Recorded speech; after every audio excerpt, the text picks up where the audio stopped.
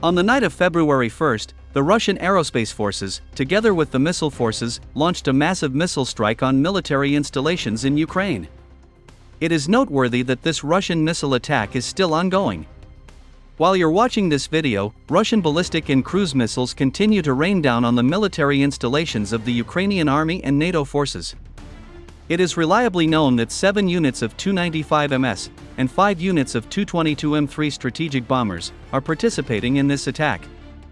Moreover, the Russian military also deployed 3 units of Stealth Su-57M fighter jets, with the latest 5th-generation AL-51F1 aircraft engines, which have a flat nozzle and a reinforced thrust vector.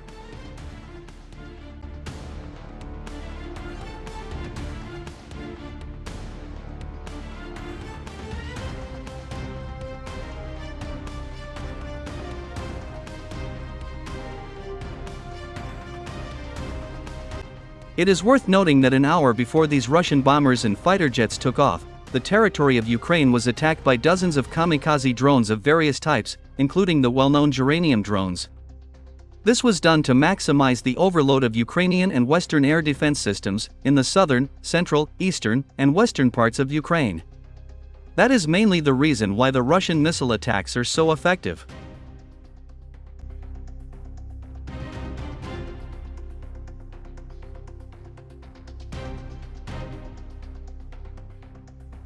So, about 3 o'clock in the morning, reports began to arrive of powerful explosions on the territory of the only Shebelinsky gas processing plant in Ukraine, located in the southeastern part of the settlement of Donetsk, Kharkiv region.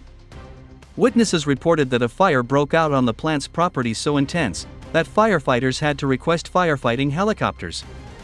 However, even that did not help. It is reported that as of February 2nd, the fire on the territory of this gas processing plant is still ongoing.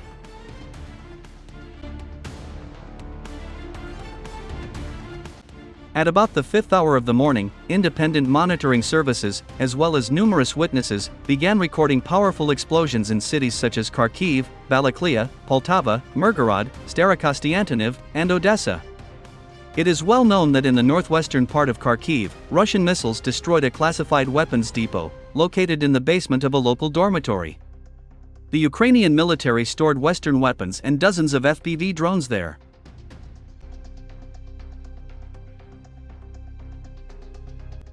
In Balaklia, in the suburbs of this city, Russian Su-57 fighter jets wiped out 2 German Iris-T SLM air defense systems, along with combat crews.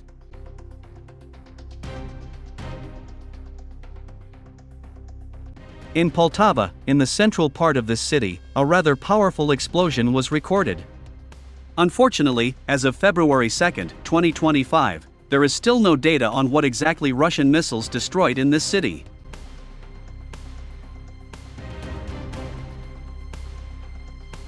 In Mirgorod, in the southern part of the city, monitoring services recorded at least 3 powerful explosions on the territory of a military airfield. Simultaneously with this, Russian missiles also struck a military airfield in the town of Starokostiantynov. It is worth noting that Russians regularly launch missile strikes at these military airfields. The fact is that NATO forces use these military facilities as jump airfields for American F-16 fighter jets.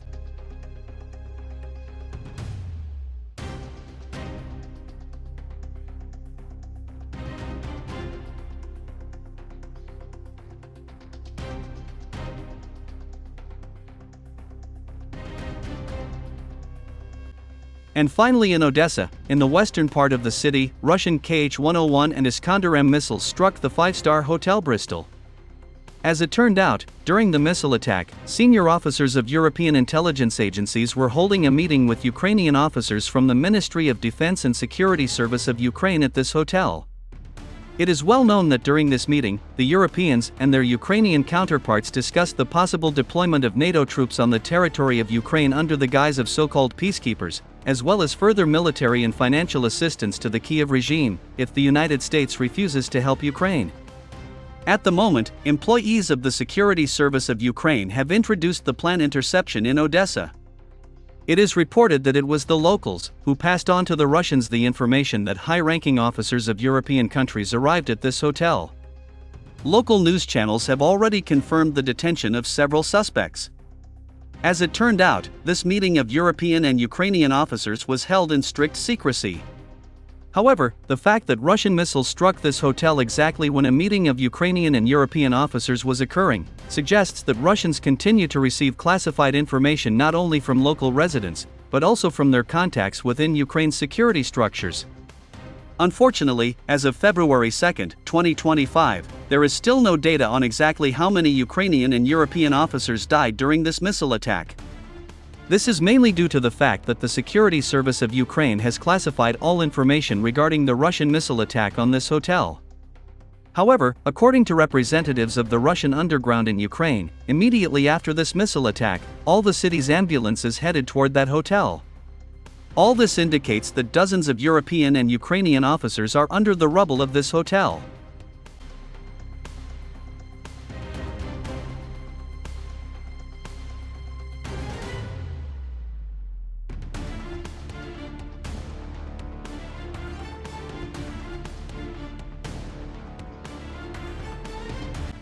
It is noteworthy that this missile attack on the Hotel Bristol is described by Russian and even Ukrainian telegram channels as one of the most successful operations of Russian intelligence.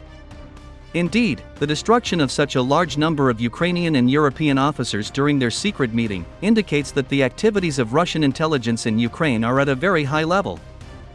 Apparently, the Russians continue to receive valuable information not only from local residents, but also from pro-Russian employees of the Ministry of Defense and even the Security Service of Ukraine.